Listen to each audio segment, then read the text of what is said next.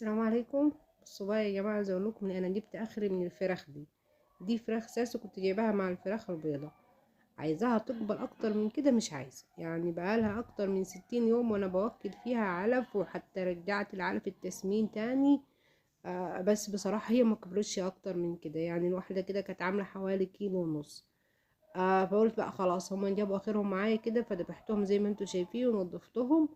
وانا كده نقعتهم في محلول ميه وملح وجنزبيل. بصراحه يا جماعه عايزه اقول لكم ان المحلول ده بيشيل اي زفاره واي دم في الفراخ. يعني افضل طريقه تنضفوا بيها الفراخ انك تحطيها في محلول ميه في جنزبيل وفي قرفه. شايفين كميه الدم اللي نزل منها ده؟ كده انا كنت قبل ما احطه والله كنت نقعاه في ميه وكده، بقى كيستهم خلاص شلتهم. بس بصراحة لما طبختهم لا، غيرت رأيي.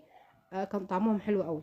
يعني حتى لو هم مش شايلين لحم، بس كان طعمهم حلو قوي قوي. بسم الله ما شاء الله، ده الديك الكبير، وشايفين الشوربة بتاعته عاملة ازاي. حتى الطبيخ بتاعه كان طعمه حلو قوي قوي بصراحة.